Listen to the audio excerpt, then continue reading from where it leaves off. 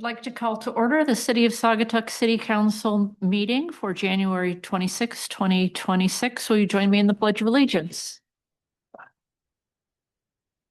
I pledge allegiance to the flag of the United States of America and to the republic for which it stands, one nation, under God, indivisible, with liberty and justice for all. Quick note before we get to roll call, Gregory is not here, so after roll call, I'll ask for a motion to excuse him, and Scott will ask for a motion for him to be able to attend and participate remotely due to a medical condition that prevents him from using stairs. So we'll do roll call and then get to those. Anderson. Here. Clark. Here. Dean. Gardner. Here. Let's see, here, Peterson. Here. And Stan. Here. Madam Mayor, I'd like to make a motion to excuse Councilmember Muncy and a motion to allow Councilmember Dean to participate in tonight's meeting by Zoom due to an excused medical reason. Second to both motions, two motions, Give you one Is that motion. okay? one motion. Great. I think roll call or voice vote? Oh, roll call's fine. Roll call, Sarah? Anderson. Yes. Clark. Yes. Dean. Yes. Gardner. Yes. Munson, here, Peterson. Here. Wilson. Yes. Right, motion carries. Thank you. Well, I have this great thing for the mayor's comment, but I'll have to wait because Jamie's not here, but got a nice note from the Michigan Association of Municipal Clerks congratulating Jamie on her certification, but we'll hold that. It's I have to say, one of my favorite things in the morning, a snowy morning, is looking out my window, drinking a coffee and watching my little road get plowed, which happens almost at exactly the same time every snowy day. And it just, it brings me joy, and they do such a great job. And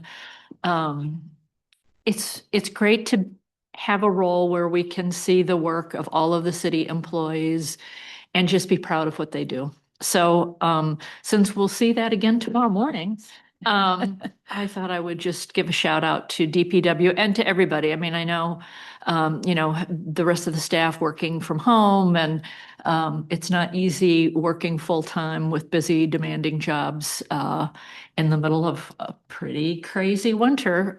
So really appreciate all the work of our staff.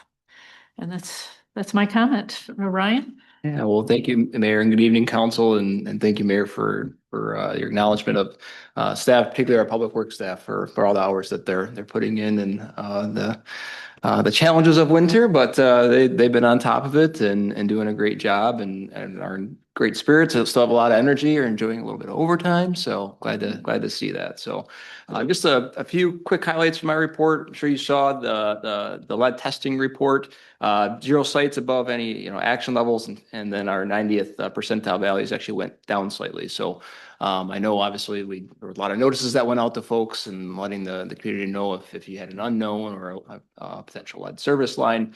Obviously, we're still working on kind of putting that plan together to make sure all of those are taken care of by the state and federal mandates. But the good thing is, again, we're not seeing any particular issues with lead in the water. So I just wanted to point that out. I'm sure you saw it's exciting. It's a bathroom, but it's exciting, right? That the bathroom is so close to being done. Just need some doors, drinking fountain, final sidewalk, landscaping, that sort of thing. But for the most part, they're done and look really nice. And I know there's still, I believe it's still planned a walkthrough with Public Works to make sure that things look good from a punch list standpoint. But really excited to see those, see it come together. And frankly, I think it looks quite nice and fits quite nicely with that area. So proud of that product, bathroom or not, right? It's something that'll be there for a long time. Wanted to just kind of give you a little bit of a sneak preview, your next workshop meeting. I think I told you this at the strategic planning session, but we were planning on a lot of items for February 4th. So come prepared for probably a lengthy meeting if you're interested from anything from Maple Street, Park Street, short-term rentals, potential warming station, logo and branding. We're going to cover it at that meeting. So come prepared. We're going to have a Village Square Courts. We're going to have a lot of huge items that we'll discuss that day to let you know where we're at and get your feedback and keep some of those projects moving. So that's all I have. Great. Thank you. Any questions for Ryan? Yeah, Madam Mayor, good evening, everybody. Two items on your report, Ryan, by the way. Thank you very much for the detail. One is the MMEC. It looks like there's a lot of informative sessions. Any one of those that really kind of stood out? That I don't know that you were able to attend all those that you listed, but just anything that you walked away with that you thought, the city of Sagatuck could really benefit from this. Yeah, so a few. In fact, the sessions that I did put there are the ones that I Okay. did attend. So those are the ones that I was actually able to attend in person. The harnessing AI. I mean, AI just continues to be a huge topic in every sector, including government. So learn some about some new products and some new tricks of the trade from a gentleman that's actually done some presentations for the Michigan Association of Municipal Clerks, Michigan Finance Officers Association, Michigan Treasurers Association. So there's some really neat additional kind of tools out there that we're going to be experimenting with that are going to think, as AI is helping us all be more efficient and more productive, frankly, at the jobs that we do. So that certainly stood out. And then I actually attended a lot of sessions related to kind of capital improvement planning and financial forecasting. And I know it's on your mind, it's on my mind. We have a lot of capital needs ahead and a lot of dollars that are going to be needed to make it happen. And so I'm going to be utilizing some of the pieces that I took from the conference there to frankly bring forth some projections to you and some additional ideas as we get deeper into updating our capital improvement plans and asset management plans and that sort of thing. Excellent.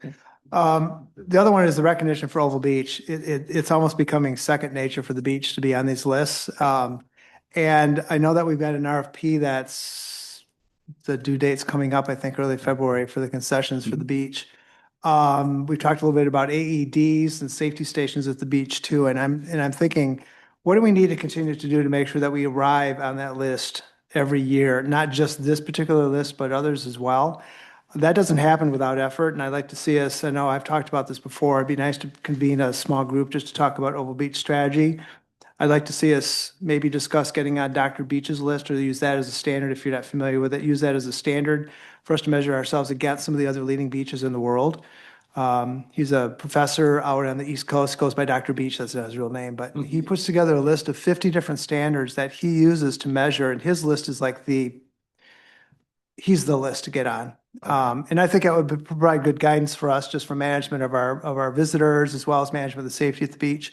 So just thought that's something I'd like to see us maybe tackle. So, yeah. Congratulations, Oval Beach.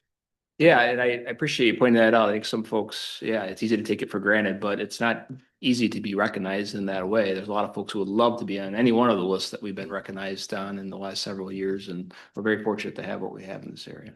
Thank you. Great. Takes us to agenda changes. Yes. Madam Mayor, thank you. This is really not an agenda change. Actually, I tried to get this meeting canceled because it's dark, it's going to be dark and we didn't have that much to do and I'm worried about people driving in the night.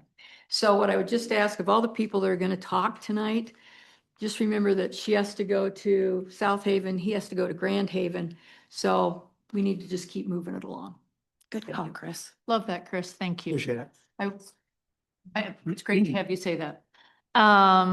So quickly, we do have two guest speakers, so I would like a motion to add Brad Lubbers and Kristen Armstrong as guest speakers for this evening. I move to add County Commissioner Brad Lubbers and SCA President Christine Armstrong to the agenda. Second. A voice vote, all in favor, say yes. Yes. Any opposed? Motion carries, which takes us to guest speakers. Brad, you want to start? Sure. Thanks for coming. Nice to see you. Read me. Better than it was last week, but that's okay. Another cold week ahead, but we'll see where we get there. But and it's a new month, so we had our organizational meeting January 8th. I'll try to be as short as I can. I have a few things to go over, but be short as I Blow a can. whistle if it's Okay. great.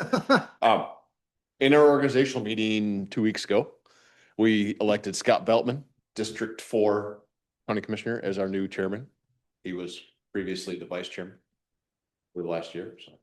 And we elected Craig Van Beek, District 1 County Commissioner, as our vice chairman for both for 1-year terms. So we look to them for new leadership in the coming year, and we thank Gail Dugan for being the chair for the previous year in our sort of transition year, 2 new people on the board and this and that, and it was things change, and did a very excellent job at that. Second thing, county road maps, I did drop some off last week. So if you need more, let me know. And the version I dropped off was the normal, just the road maps. The second version, which we'll have in a couple of weeks, has the ORV trails for the entire county on there, which is, I'm told is a big hit. People want to know where the ORV trails and what townships and where they're at, what roads are accessible for that. So I'll have those in a couple of weeks and drop some of those off too. So if anybody asks about it, they can get it. Next thing, casino revenue. So we have some capital funds and mainly parks, police and parks for the most part, that are funded through the casino revenue sharing plan with the Gun Lake Casino. And annual information we got updated the last 2 weeks ago was that the revenue for that is up 11% from the year before. So it's been steadily in a downtrend past few years. So, which for the invention of, online gaming, you no longer have to go to the casino to gamble anymore. You can just need a credit card and your phone. I'm not advocating for that, but that's all you need to do. So, but it's, good for us, but bad for the people that are, gambling, but it is what it is. So, Brad? Yeah. How much did the county receive in the last year? Oh, I'm gonna off the top of my head, don't quote me on this, but total 600 grand or something like that. It's a percentage of their casino slots and then this and that, I'd have to look back in my notes specifically, but it's a fair amount. It's all, payments in lieu of property taxes they would pay because they're not part of Right. state, county, so yeah, so it's a pretty fair bit. Yeah, thank you.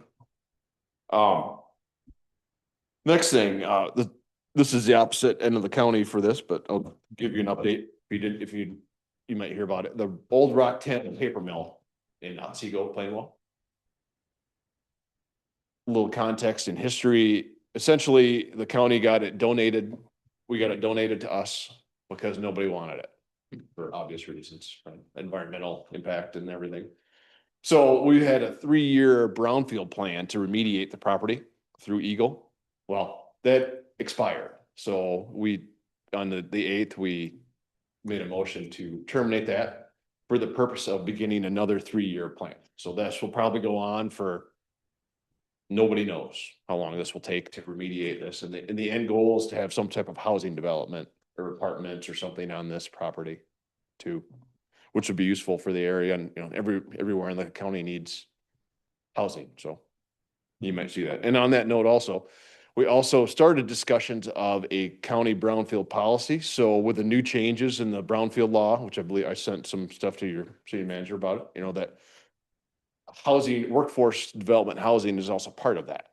So if there's a development that has workforce development housing folded into that, there's the TIF option and all that goes along with that can be incorporated, which is a useful tool for housing. So we started in the process of developing that policy to be put out there later. Parks. So we officially passed our 5-year parks renewal plan. So that had expired. So we updated all the information where the parks are, what we wanted to do, what our priorities were, and sent that off to the state. That in the purpose of applying for the DNR trust fund grant for about, you can get up to $400,000 for about the only project it fits is the stairs at West Side Park. So, and it needs to be updated, sent to them anyway, but while we have that at the state, we can send that application off and hopefully we get some money from the state to do the steps, which is badly needed. So, and also sort of kind of about that. They are also this year collaborating with the Outdoor Discovery Center to have educational sessions facilitated by the Outdoor Discovery Center at the county parks. So they're wintertime, springtime, summertime activities that you can find information on the Outdoor Discovery Center website and the county parks website. So it's just a nice tool that, the Outdoor Discovery Center gets to market the parks and the parks get to market the Outdoor Discovery Center. And they do a very good job. If you've never been to the one in Fillmore Township, it's a great place just to walk around, see what's going on, all the information and education you can get. It's a wonderful thing. A little bit of an endpoint for the groundwater monitoring wells. The last well was put in December 18th in Overijssel Township. The first one they tried to put in was a dry hole, so they had to put it in a different place. So that's the 18th well that was put in as part of the groundwater monitoring program that was disbanded in March of this year because the work group had fulfilled its usefulness and its mission. But this is the last well that got put in and all the monitoring equipment is in. So there's a public website where you can go in and download the data from the database if you're curious on what the levels of the water is at each well. We have sent out a letter of support for the coastal management program, which I believe you guys already did. Same as Douglas and same as Saginaw Township, so they were going to help us with West Side Park. So we're working in conjunction with that. And then sorry, I have to end on a sad note. It's 3 weeks ago now that we lost Chief David Harvernink from Hamilton. Those of you that attended, I appreciate that. And I just had sincere thanks to all the EMTs and firemen and police officers that were there in attendance to help celebrate his life and his service. He was truly dedicated to what he did, not just in Hamilton, but here, Saugatuck, Allegan, Holland, a lot of the area. So on that note, the family has elected to have a separate service of dedication at one of the county board meetings in the future. So their date will come out at a later date when that will be. So there'll be one more time if anybody wants to be there to celebrate the service of him. So, and then also what just happened a couple days ago, sadly, Ashley Janik passed. Douglas PD administrative assistant, daughter of Greg and Vicky Janik. So just wanted to express my sympathy to them and their family and the city of Douglas and everybody else in the area who knew her. She was very well known. So just kind of sad, but just sorry. So I didn't want to end on a sad note, but it is what it is. I guess I could end on a good note. You were talking about marketing in Oval Beach. I'm sure you've seen by now, Josh and Jace were through here. So you might get a few more people because of them. Good. Yeah, good business. Yeah. That's all I have unless you guys have any questions. Thanks, Brad. Thank you, Good to Brad. see you. Thank you. Kristen. Thanks for joining us. Oh, you're welcome. Thank you for having me. And Sarah's got a PDF. That's okay. You got lots going on that she's going to roll us through. So thank you. This is going to be, I think, my annual tour to share with municipalities what we've got on deck at the SCA this year. So and I never want people to get caught off guard or think, I had no idea. Were you going to tell us this? So I'm going to take us through kind of the big buckets that we do. It's fairly well in chronological order. So yeah, thank you. You can go to slide 2. Just remembering, this is the bigger mission, which is about connecting people, building community, transforming lives through the arts. And we do that through all this stuff. So we can go to the next slide. Hempy keyboard performances are underway. In fact, Sunday, if you have time, Sunday at 2 in the lobby. We've got them coming up now and they run through early March. Those are the 2:00 concerts. So those are the keyboard series that happens in the wintertime now when it's quieter. But we have tons of other performance on yes. So when we think about, concerts really starts kicking off again then in April. So what you'll see is we have this year, actually first year, almost all of our, might be all of our concerts are actually 2 nights. So this is an interesting evolution. So what we learned last year as we were really dissecting who bought theater tickets, slightly different than concerts, but it's very much the same. 30% of the people are from Grand Rapids. So we're bringing lots and lots of folks from Grand Rapids into town, about 25% from Holland, 15% Saugatuck, Douglas, Fenville. I always say I want to know what percent of the total population of Saugatuck, Douglas. I feel like it would make 100% of us makes 15% of the total, right? And then everybody else is everybody else. So I know that the notion is often this is all tourists, and it's exactly the opposite. This is West Michigan people coming to support performing arts or visual arts, which is what we want because that's consistent. The tourists are lovely, but we have no idea if they'll come back next year. But we know that people living in Hudsonville or Spring Lake or South Haven can come back year after year after year. So actually, we love that. So Heartache Tonight, Eagles Tribute Band, if you think you saw them, you did. They sold out so fast 2 years ago. We're bringing them back for 2 nights. I just add this because it's fun to remind people, like, we host the Saugatuck Prom every year, which we love. We love. It's so fun. And then Dance Asylum. We're home for Dance Asylum, too. So they do their spring and their holiday concerts, or I should say recitals with us, too. Second City's going to be back for 2 days. It's been a couple of years since we've had them, so they'll be back for 2 days in May. Then when we flip to July, Laura Bell Bundy was the original star of Legally Blonde on Broadway, and she has a phenomenal cabaret show. So she'll be in for 2 nights in July doing cabaret. I mean, I say cabaret, it's in the theater, 400 seats. So it's not intimate cabaret. It's like the big show cabaret. Jeremy Verwise will be in the performance studio. That's that little 55-seat like black box theater we have. He'll be doing that for 2 nights. And then Why Not Me Too is a small musical by Peyton Riley and Chris Red Blissett. When you see them, you'll think, I know you guys. They've done a lot of shows at the SCA, and they actually wrote this show together 2 years ago on not Jersey Boys, $1 Million Quartet. I was trying to think, when were they together? $1 Million. So this is the debut of that. So it'll be a small production. We'll see. Then as we keep rolling, so this is fascinating. September 17th, Jen Hatmaker is a name that may be familiar. She's a New York Times bestselling author. She is a lifestyle person. She has a massive podcast. She's enormously popular, and we're getting her because Wade Rouse knows her. They're out on book tour together. She's somebody who's doing a national tour with this new book she's got out, and we're going to have her here in September in conversation with Wade. So also not just her book tour, like something bespoke for SCA, or I should say for Saugatuck and for West Michigan, which is cool. I fully anticipate that will sell out 400 seats because she's a big deal. So if you don't know her, write it down and go home and be like, Hatmaker, who's this Hatmaker? And you'll be like, oh my God, she was in Time Magazine, you guys. She's big. So super fun. 2 nights, October 16 and 17, Honky Tonk Chicks. And that is 3 young women. Becca Andrews is one of them, who do all kinds of country, from classical to new to all modern in between, change costumes, super fun. So that's going to be 2 nights.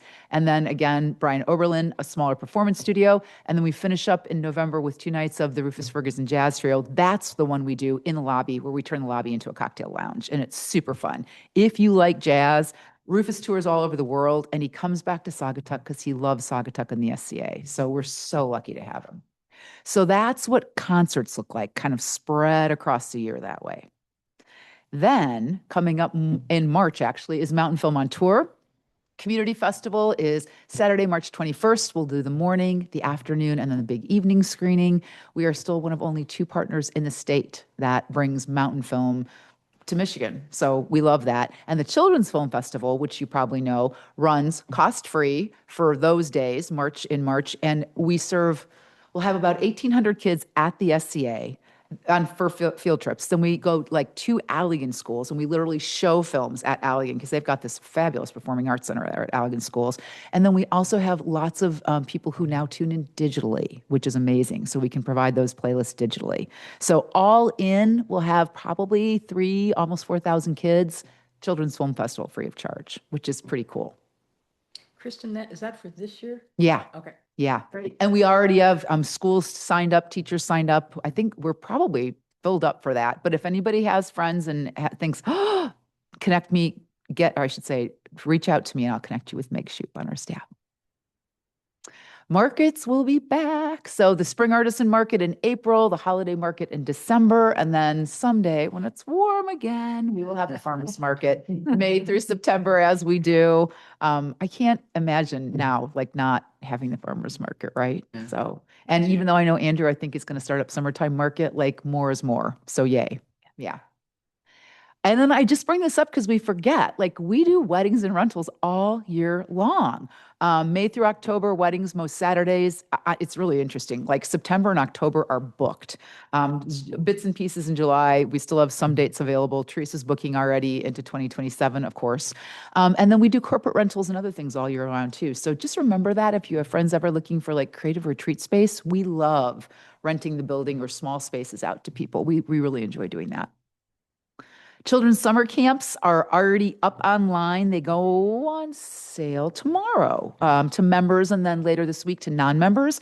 So that is June through August. And we also partner with ODC. We partner with Velo Kids, Saugatuck Library. So it's 2, 3, and 4-day camps. These are the paid camps, although we have scholarships and we really love giving out scholarship money. So if you know parents, if you hear anybody say, ugh, we can't afford the SCA, you can. I think people just don't realize we have scholarships and we love giving them out. So yes, these are paid, but also we are delighted to work with people for whom this may feel out of reach.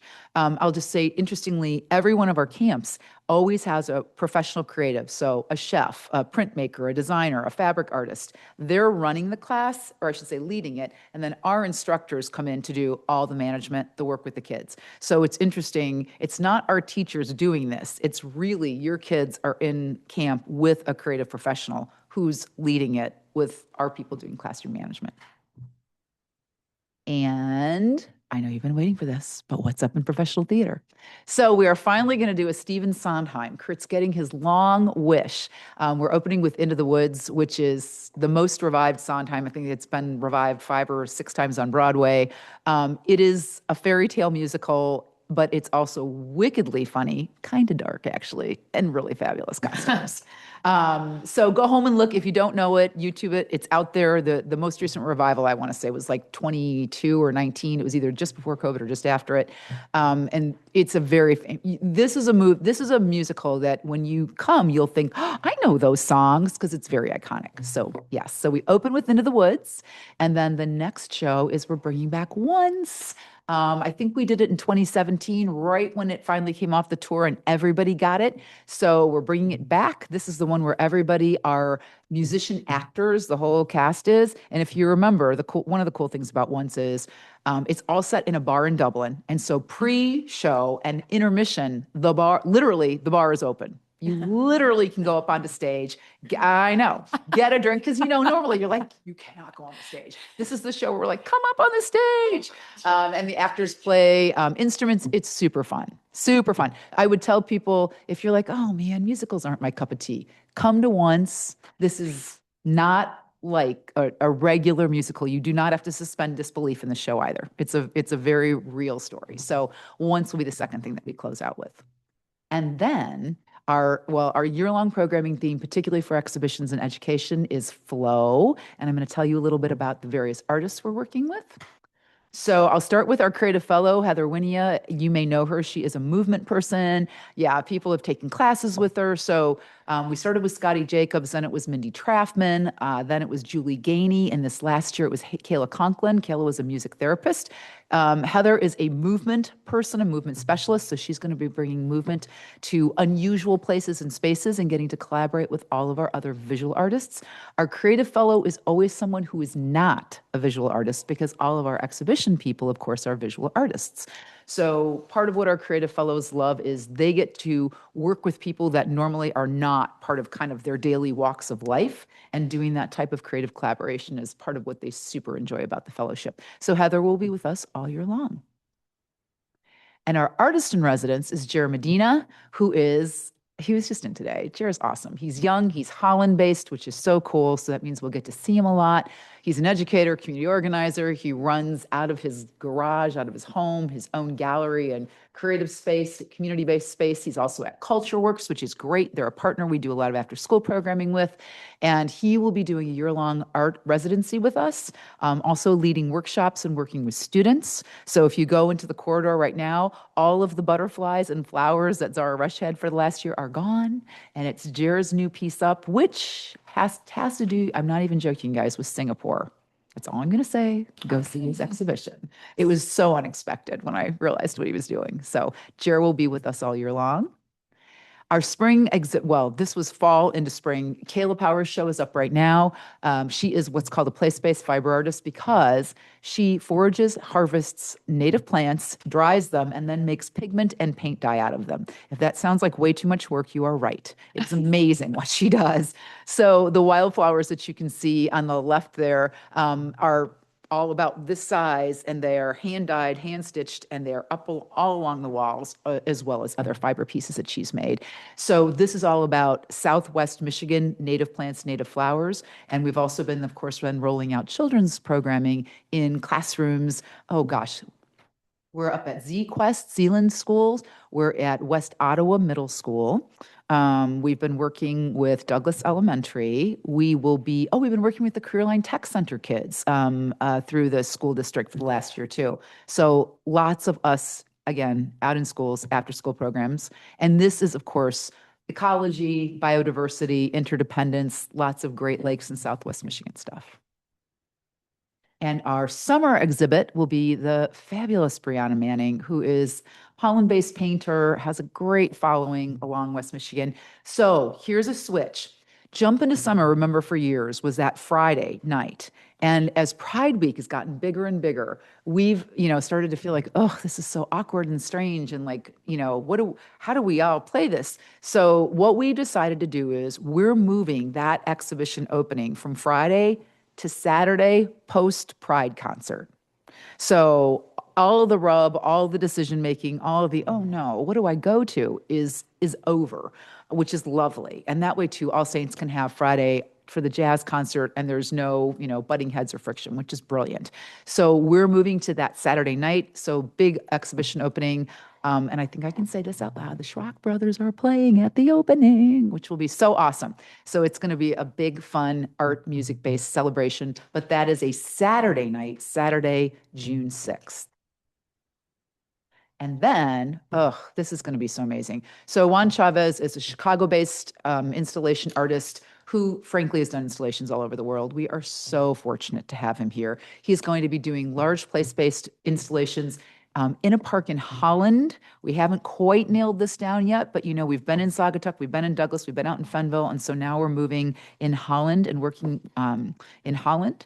And he will be working with the community through schools, through after-school groups, through centers like potentially Evergreen Commons, so that people are contributing things that will be actually installed onto with his work. That is super vague. I can tell you guys more about that later, but I got to go quick tonight. So that exhibition then will be up for probably 7 or 8 months, another temporary. I mean, I know in Douglas, the loop did not turn out to be temporary. The big red loop was up there for like 3 years, but this will be more like a 7 or 8 month installation and then come down. So we're super thrilled to have Juan this fall. Creative educational programming. This is the last bit that I'll just remind everybody.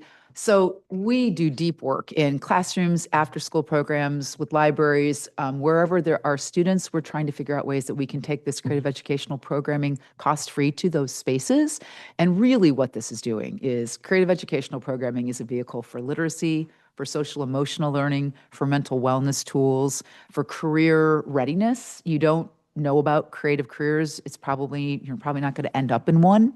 So this programming brings all of that to students while they're also often making hands-on projects that come back to the SCA, but it's loaded up with all this other stuff. So we're either in schools for maybe 4-week periods of time or after-school programs where we're doing it just all after school at La Houppe or after school at Culture Works. And then we also, sometimes we're at the Saugatuck Library or Herrick District Library doing work there with kiddos too. So all in, We're probably this year with the Children's Film Festival and this type of programming and field trips, we'll probably end up serving about 6,000 kids throughout 2026. So, and it's interesting. We are now clearly, we are the leader for I still feel weird saying this, you guys. I'm like, oh, but are we? But we are. We're the leader in creative education in West Michigan. And I don't say that to be all self-important. I think it's important for us to realize that this asset we have, it's incumbent on us to lead. If we don't do this, no one else is able to do this at the level that the SCA, because of the community support, is able to take things up and down the lakeshore and into West Michigan. So when you think we're serving kids in West Ottawa, we're serving kids in Zeeland, we're serving lots of kiddos in Holland, we're serving kids in Fenville, we're serving kids in Saugatuck Douglas. That whole lakeshore and even further in reach is really the geographic location area that we're serving kids regularly in. And then we know, of course, that the people who are coming to town for programming are coming from that, Grand Rapids, Holland, us, and then kind of, the everybody else bit of it. So that's really the powerhouse that this community is fueling that work that happens all year long. I think that might be my last slide. Yeah, one more. Oh, and this just tells a little bit more about the schools that we work with regularly or the other kinds of partners, which I just said. So is there one more or is that it? That's it? I think that's the thank you then. Thank you, Krista. Thanks so much. Oh, Man, so much. So Yeah, much. it really is. Especially it's great. The education part with kids is just awesome. Thank you for yeah. doing that. Thanks for your time. Thanks, Drive Kristen. safely, everyone. You too. You too. All right.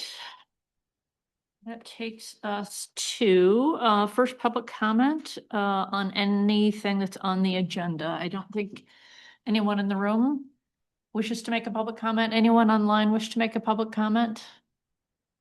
All right, I don't see any hands raised. That takes us to the consent agenda. Would somebody like to make a motion? Madam Mayor, I move we approve the consent agenda as presented with A, approval of city council minutes, B, approval of city council closed session minutes, C, approval of city council strategic work session, D, right-of-way signage for Saugatuck Mardi Gras, E, right-of-way signage St. Patrick's Day, and F, resolution 260126-A, governmental approval. Second. Great. Any questions before we vote or comments? All right, it's a roll call vote. Anderson, Yes. Clark, Yes. Dean, Yes. Gardner, Yes. and Stan. Yes. I'm sorry, Peterson. Yes. Yes. Motion carries. Takes us to staff reports. We've already heard from Ryan. Any further questions for him? All right, Dan, you're up for Fire District Board.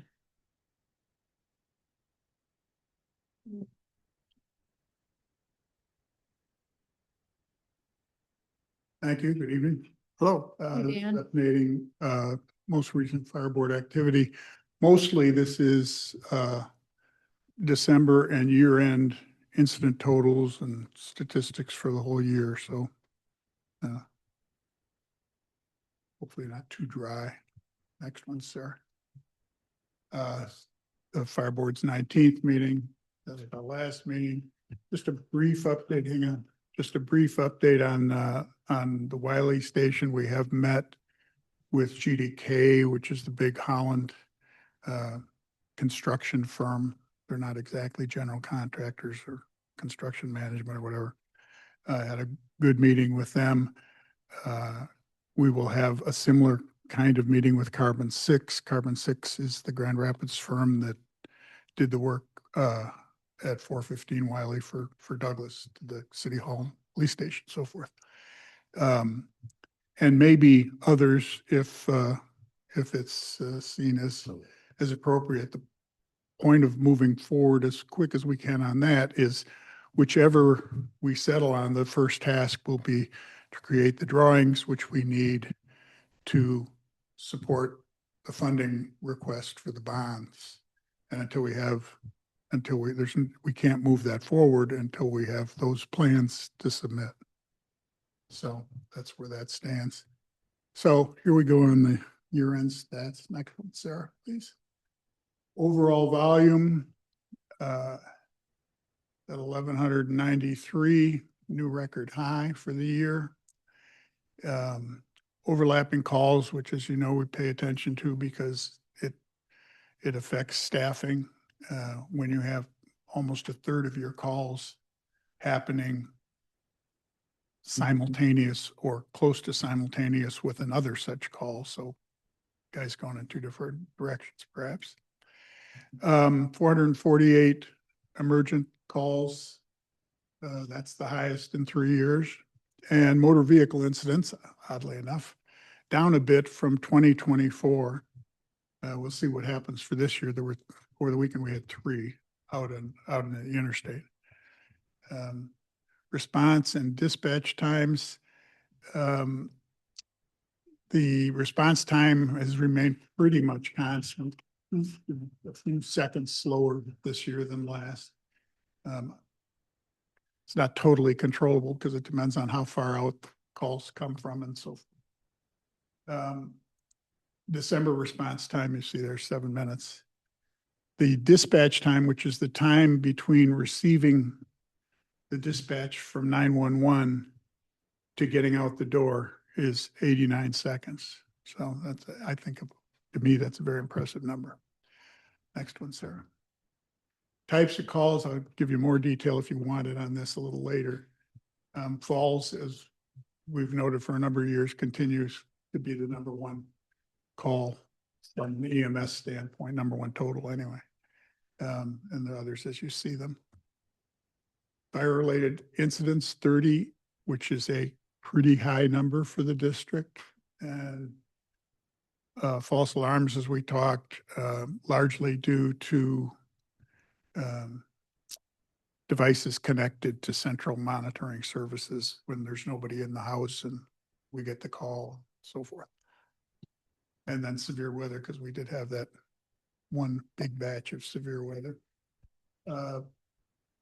The calls there, 90, or for Douglas, 376 in total, 90 of those, so almost, well, a fourth of those for one site, Douglas Cove, which is something we're paying very close attention to and are going to try, and we've mitigated that before. And I don't know if it's a change in management over there or people or whatever. Part of it comes from the fact that residents have cell phones and they can call. It's not necessarily coming from the Douglas Cove management. It can come from an individual. Township 41%, Saugatuck City 275 total calls, about 25%, and then outside the jurisdiction. Next one. These are just the state of Michigan numbers furnished that we get this every year. It's always at least of some interest where the fires happen. The causes of fatal fires where smoking is still the number one, which seems antithetical. When's the last time you even saw anybody smoke? But apparently they do at home, and maybe marijuana too, I suppose. And then electrical and then heating. And I mean, you don't hear a lot about it, but 106 people in the state killed in fires is a pretty staggering number. Next one, sir. Here are the December incidents laid on the map with the box roughly outlining the perimeter of Saugatuck there. I don't know if there's anything particularly unusual there. And then next one will show you incidents for the full year. And again,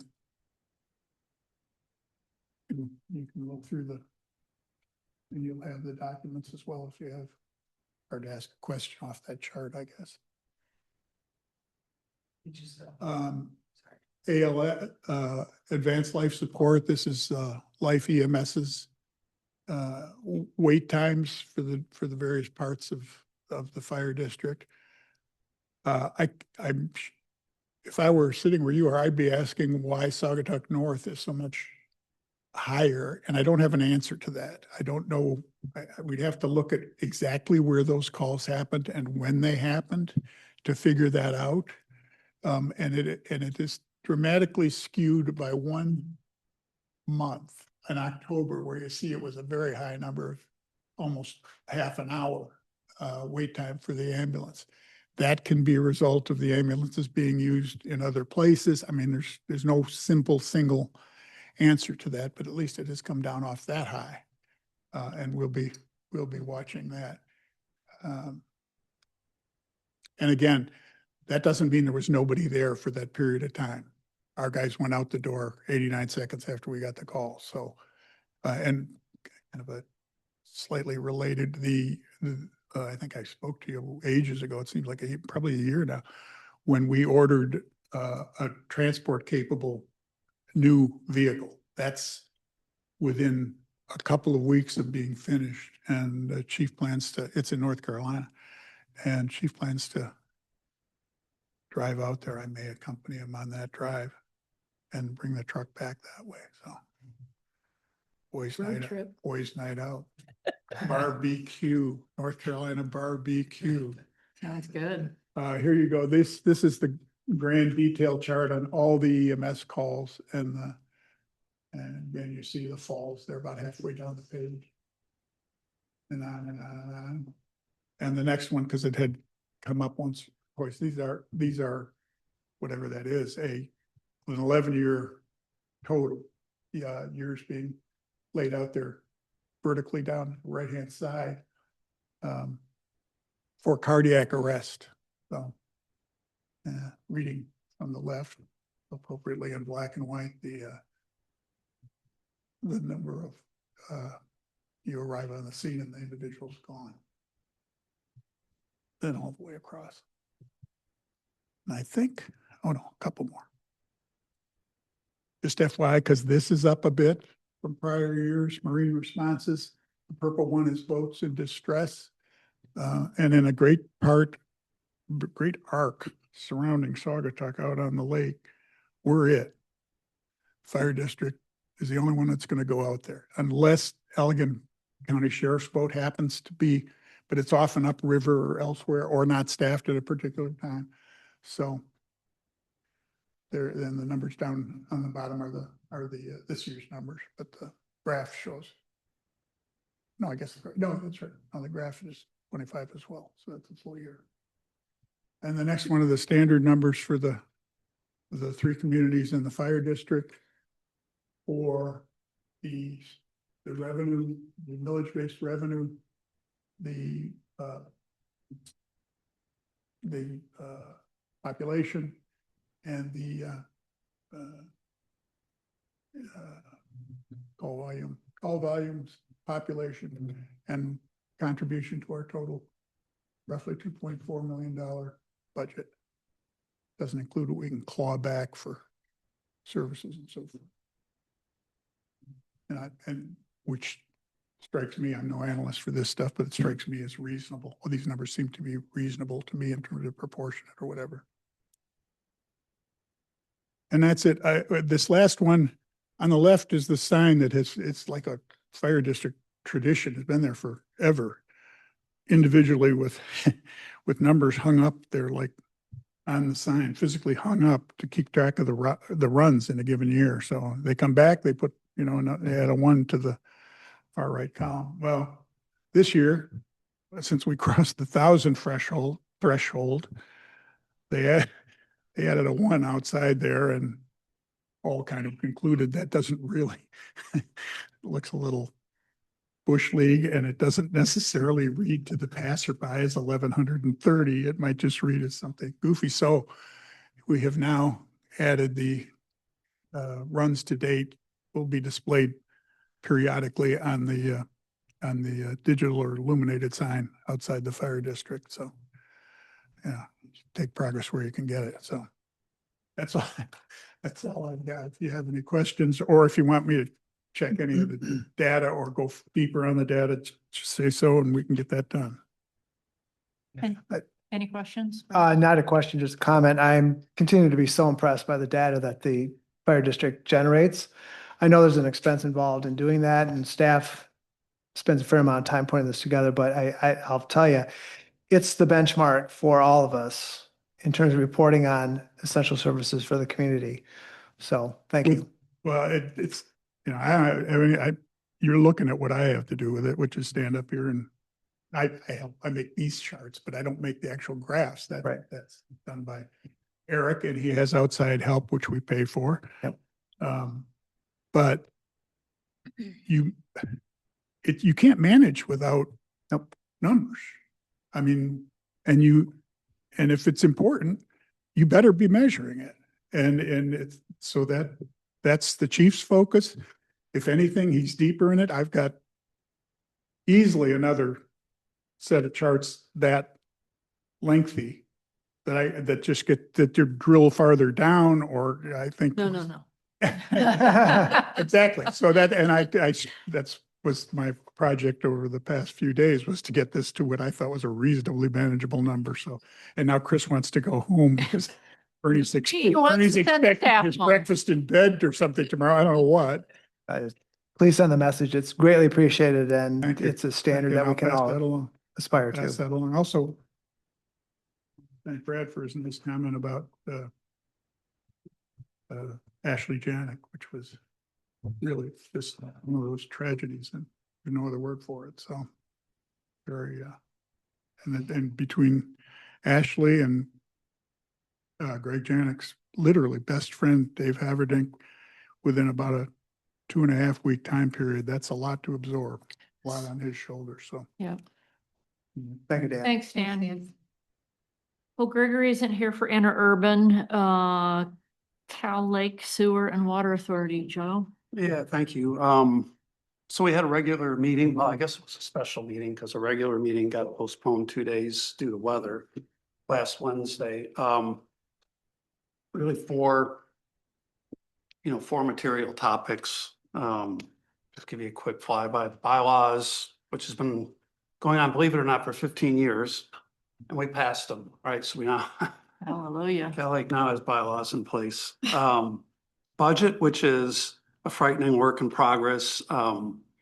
Frightening because when the last administrator left, all the records for past budgets and how they were created, and even the chart of accounts and things were changed up and stuff. So it was a little bit of a mess.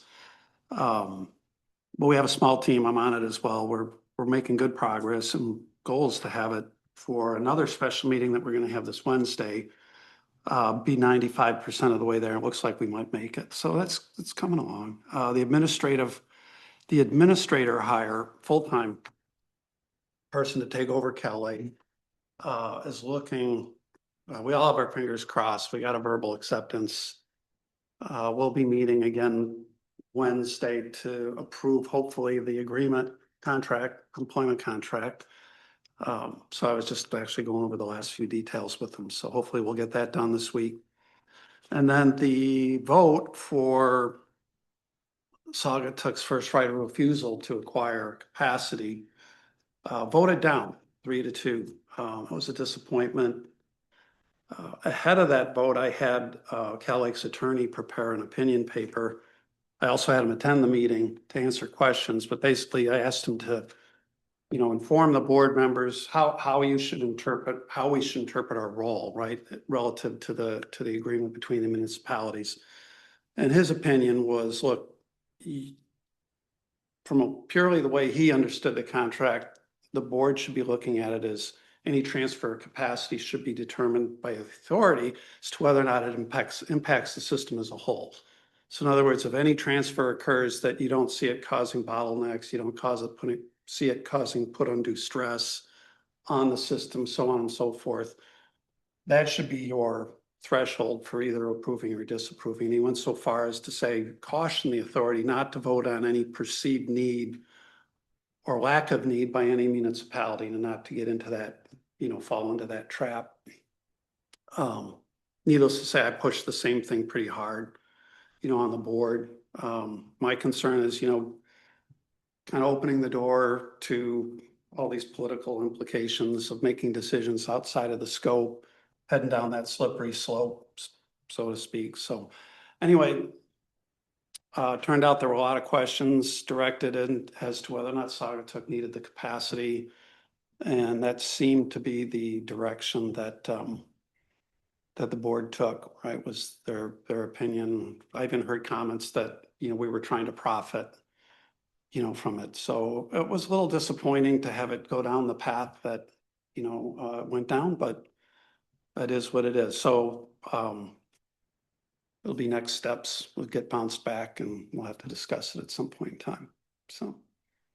Chris? any questions? Yes, thank you, Madam Mayor. So just to be clear, the contract that we were looking at to give the sewage, this water to, from, Stock Township was going to buy it from Douglas. And supposedly we had the first right of refusal. That's That's right. gone away now. They didn't, their agreement maybe still is working, but our having anything to do about first right of refusal is gone. Is that right? My understanding is, you'd have to probably get a legal opinion, but my understanding is we always have the first right of first refusal. Now that the Cal Lake Board denied it, I think it comes off the table. I don't think the transfer can happen. But that's just my understanding. So is the township not allowed to get the capacity then? I would think that the transfer was not approved by Cal Lake. So there would have to be a new offer. Okay. To sell capacity, and then we would have the right to purchase that capacity. That's how I understand the current agreement is written. So. Russ? So Cal Lake has the ultimate authority, or veto power over these. Is that the opinion of the attorney? That's my it's written in the contract that we have a right of first refusal subject to Cal Lake approving such a first right of refusal. And of course, Douglas has the same thing. So they essentially have veto power over. The this. board does, Yeah. yes. Although the attorney guided them that should be over overall system needs versus. He believes that the board should look at any such request and determine whether or not it would put the system as a whole in jeopardy or any component of the system in jeopardy. So in other words, is this capacity going to overwhelm a lift station over here because it moved from this municipality to this municipality? Those types of things, right? He believes that's the role that, based on his interpretation of the contract, that the board should take.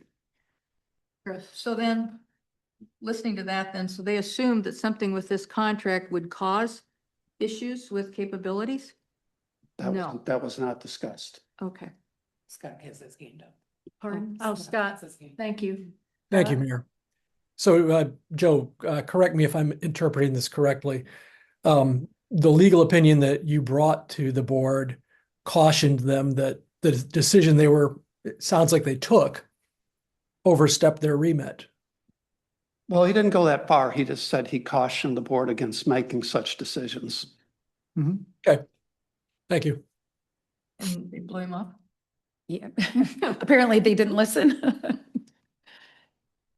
Yeah. So Well, what's the it's- next? So what is I the mean, next step? It's hard to say. I mean, nobody stated what their reasoning. They just asked questions. It was pretty obvious what the reasoning was, right? The direction it went. To be fair, one of the board members said, well, my opinion, this capacity should not go to Saugatuck. It should go to the township because the township can use it more quickly and therefore will generate more ratepayers and therefore it'll be better for everyone in the system. So, that was kind of a spin that was put on it, but, a couple of the other board members were very direct, not only in their questions to me about what we intended to do with the capacity of the city, within the city. But, we're also pointing out other concerns with, whether or not we're going to profit from it. And whether the whole deal should just be pulled off the table if the township couldn't have it, those types of things. So, yeah. Chris, I'd like to know what board member said that. I mean, it's a public meeting. I suppose I could go back and listen to the whole thing, but who said that they thought we were trying to make a profit? You know what, to be honest, I can't remember. It was one of the two Douglas representatives, Who are? Jennifer Ludwig and Gregory Freeman. That's just flies in the face of trying to have collaborative efforts between three communities when somebody that's been put on a board says something like that. Well, my opinion is, and again, this was kind of my dialogue when it was my turn to talk, right? My opinion was, look, you You have to understand that there's a little bit of a conflict here, right? You have to understand that you're put on a board for a reason, and you have to kind of make that your first priority when you're voting on this board, right? So we shouldn't be looking at our, you know, we shouldn't be voting on what's best for our, you know, particular municipality. We should be voting on what's best for this, for Cal Lake. That's your job on the board, right? But, yeah, so there's clearly some animosity out there, right? That's my take on the whole thing. And it's a shame, really, because, We didn't mean that to happen, for sure. That wasn't anything we intended. So what's the next step? Township will come back with another request to, nobody knows. Okay, go on, I know from talking to Daniel that because we talked ahead of the meeting, and I think he was pretty convinced that it was going to go in the direction that it went. And his perspective is, it's better to go back to the starting table, you know, starting point and restart negotiations. So.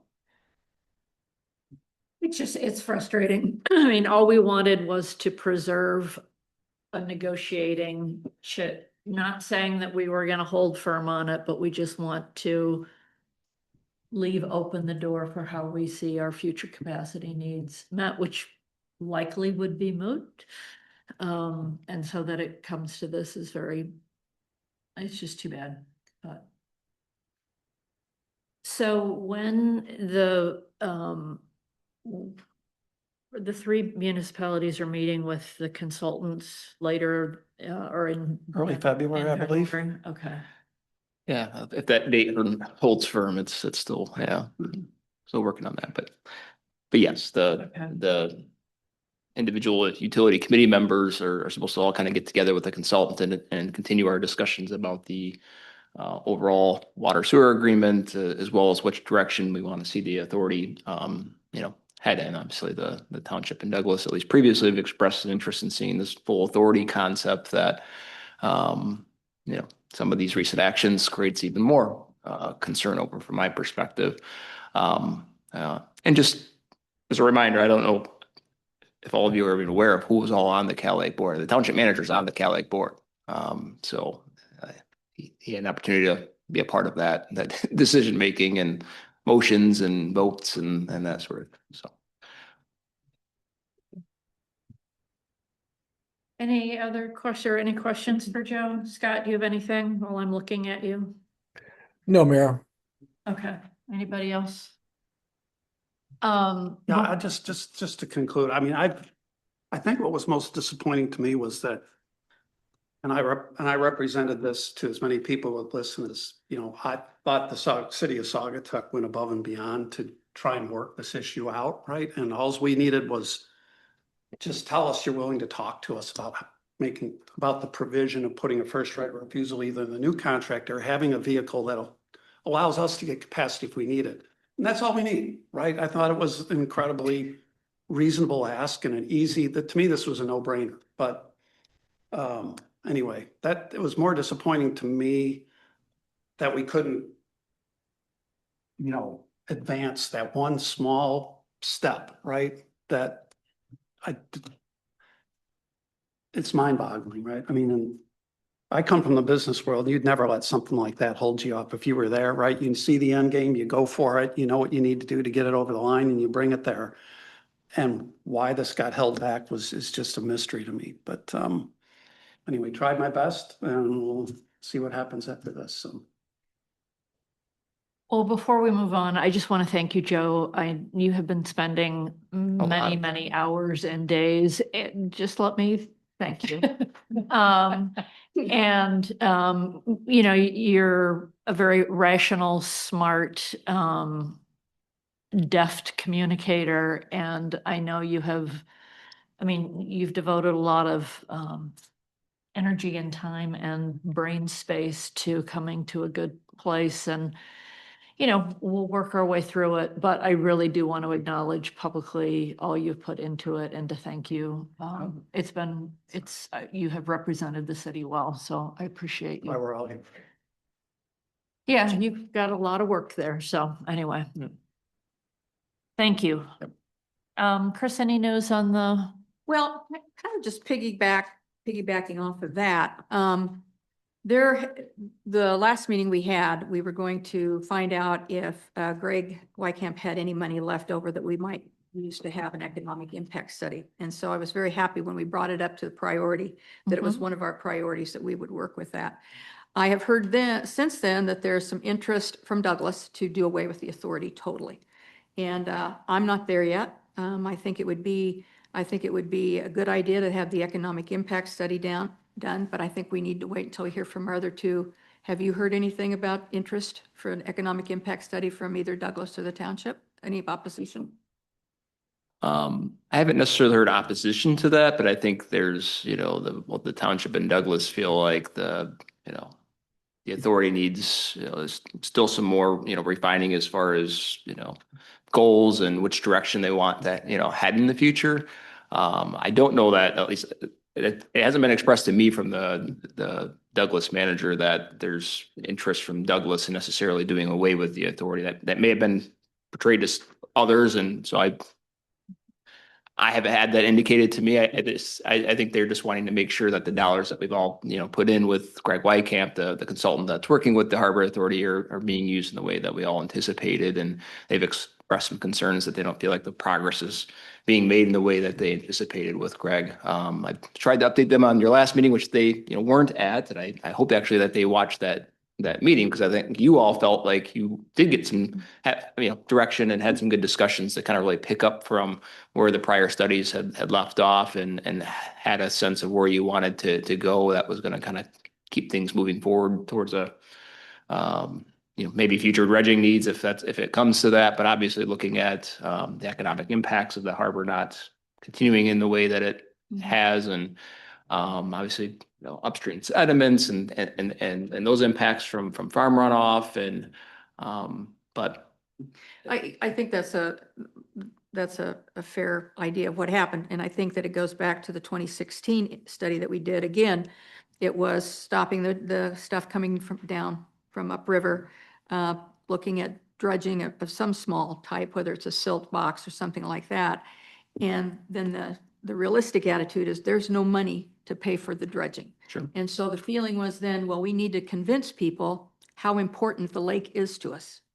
And the best way to do that, we felt, was to look at an economic impact study. Nobody's going to give us 20 million. Nobody's going to give us 10 million. We'd have to have some way of funding that across the 2 or 3 different things. So I think that economic impact study is the first step. I'm not even sure when our next meeting is. it's maybe the next couple of weeks. I have to take a look here. I'm just thinking that at that point, we need to nail down that the money will be available and the amount to go forward with an economic impact study. I got the impression from our city council that we're willing to fund that, depending, of course, on the amount. Not going to be 10 million, but I think that if that's one step that we have to take to move forward is an economic impact study. And that's my report. Okay. Just one quick question. Was there a reason given for why there's talk of disbanding the authority? Exactly what Ryan said, that there's not been enough progress made with Greg in terms of coming to some kind of proposal for the dredge. Oh, and that would be a reason to disband the authority? Yep. That's what I heard. That's what I was told. Interesting. Scott, do you have any questions before we move on, or comments? No, Mayor. Anybody else? Well, thanks, Chris. I hope, it sounds like we're actually close to getting a proposal from Greg to do that study. And so, We hope, yes. I mean, if that's true and he's the right person to do it, it seems foolish to Not move not forward. do it, but And I'll touch base with Dick Waskin and Ryan to see what maybe going forward, what we need to do. Sure. To make sure that it's so long between meetings right. that when you have an idea, then you have to go back to your boards and then you have to come forward. You're losing like 2 to 3 months every time. So I'll visit with Dick, and maybe we can meet with you, Ryan, and kind of at least come up with a game plan about how to move this forward. Sure. Thanks. Thanks, Chris. Nothing from ZBA, I don't think. Scott, anything from the historic district? Next meeting is Thursday, February 5th at 6 p.m. Okay, Russ, planning? Yeah, we met on the 15th. We had 4 agenda items. I'll make these fast. 297 Sugar Hill Court, which is across and off of Vine Street. Special land use for short-term rental for an ADU was approved. 202 Butler, which is also known as a pumpernickel. There's a commercial addition that was approved 6-0. Steve Manns was on the meeting, but not in attendance. Therefore, we had 6 folks for a quorum. The sign ordinance public hearing was held. There were no comments made. That would be coming to us at our first meeting in February for public hearing at the council level. We also elected our officers. Chairman Steve Manns was reelected. CJ Badrak was elected vice chair, reelected, and secretary is now Mark Lachey. All right, thanks. Lauren, PPW? So our January meeting got canceled. We'll meet again end of February. Great, thanks. Anything new on the tri-community non-motorized trail study? No report, Mayor. Okay. And then Water Systems Operations Contract Advisory Committee, when do you all meet next? Early February. Did the date get? We're still hoping for the 12th, but the time is still kind of in flux, so. Okay. Okay. Yep. And Gregory's not here for parking improvement. I think he said last time the next meeting is February 24th or toward the end of February. That takes us to approval of accounts payable. Can we get a motion for that? Madam Mayor, I'll make a motion to approve accounts payable in the amount of $367,684.36 as presented. Second. Any questions or perspective on where that goes, Russ? Yeah, I'd say about 2/3 of it is going to taxes being passed through the city. Okay. And also the payment of, I think it's the last payment for the bathrooms over at No, we still, Butler? yeah, you still have some more ahead. Bald Head? Yep, Okay. yep. I got one coming? Seems like a lot of them, but yeah, there's some more ahead. Yep. Yep. So. All right, roll call vote. Anderson, Yes. Clark, Yes. Dean, Yes. Gardner, Yes. Peterson. Yes. And Stanton. Yes. Motion carries. No public hearings or unfinished business, which takes us to new business. 14A on page 21 is the street end fees and agreements for 2026. What page did you say that was on? Page 21, Thank you, Mayor. which I am also going to. Jamie, Sarah, you taking us through this, or Ryan, you taking us through this? She didn't give me anything for it. Yeah, It's pretty Very self-explanatory. forward. Yeah. I can cover this. Yeah, I mean, this is kind of the, I mean, historically, you've looked at these agreements. We have a lot of obviously 1-year agreements for our street ends. We have some that are on a 5-year agreement, but this, the proposal before you shows the CPI increase that would be applied to all of the street ends, as well as the existing 5-year agreements for the other pieces of property that the city owns. The agreement language is the same as it has been in the last at least few years. So happy to answer any other questions that you might have. Madam Mayor, I'll make a motion to approve the 2026 municipal license agreement rates as presented and authorize the mayor and city clerk to sign such agreements for 2026 as presented. Second. Any discussion before we vote? Yes. Might be for Jake, but I think I may have a conflict. So, if I'm not mistaken, Singapore Yacht Club has leases on some of these, and it affects the ratepayers for the members, of which I'm one. So I think I would have a financial conflict in this situation to vote on. I think the threshold there would be a direct financial interest. And to me, that sounds pretty attenuated to be a member of a yacht club that pays money to the city. So, seat of my pants, I'm not concerned about that as being a disqualifying conflict of interest, so long as you feel you can act in the best interest of the city in this regard, rather than in your own self-interest as it relates to a potential increase in rents. Okay, well, I do feel I can be objective, so. Okay. And Mayor, I'm also, I pay one of these bills, even though I don't own the property. So if that needs to be, I am voting in favor of a pay raise or for a fee increase. So it wouldn't benefit me, so. Jake, you're cool with that? Yeah, for the same reasoning. Okay. And everybody's cool with that. All right. Anything else before we vote? Okay, it's a voice vote. All in favor, say yes. Yes. Yes. Yes. Any opposed? All right, motion carries. Takes us to the Wicks Park boat slips on page 35. She didn't give me anything on that either. She has down, you wrote the memo on. Yeah. Oh, well, I did write the memo. Nothing's changed. We had 9 slips leased out last year, hoping to get all 10 filled this year. But other than that, fees and everything stayed the same. Okay, Chris? I know that boat slips are kind of hard to find. How did we not have one filled? So they don't have electricity or water, so I think they just don't always appeal to a lot of the boaters. Yeah. But it's also still really great. They're still really great for a lot of people who don't need those options, but Thanks. yeah. Scott has a question. Scott's got his hand raised. Scott? To Councilman Peterson's question, parking is also a limiting factor for a number of boaters, particularly in the summer months. It's very difficult for them to find parking near those slips. Thanks, Scott. We've also had a few comments about size of the slips too. Some of their boats just don't fit there. Right, that's right.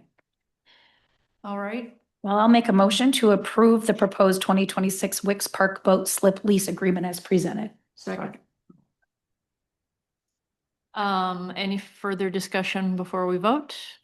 All right, this is also a voice vote. All in favor, say yes. Yes. Yes. Any opposed? Motion carries. Takes us to the second public comment period. If anyone online wishes to make a comment, will you raise your hand? Seeing none, we'll close that.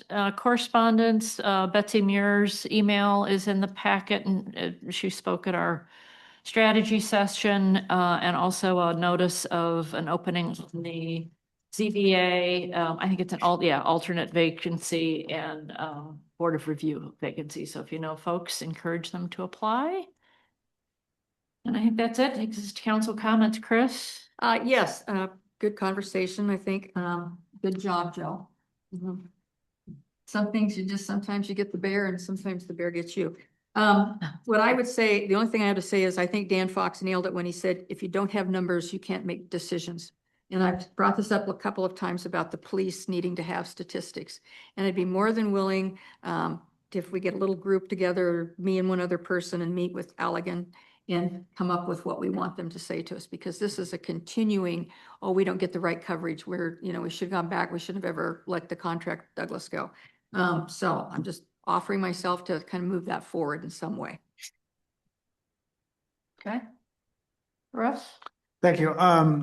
I appreciate Councilmember Peterson's comment about the Allen County Sheriff Department. I actually had a conversation today with a resident who raised some concerns about just there's a bit of resentment in the community about the splitting of the police department back in, what year was that? Oh, yeah. Yeah, Nice. so anyway, people hanging on to it.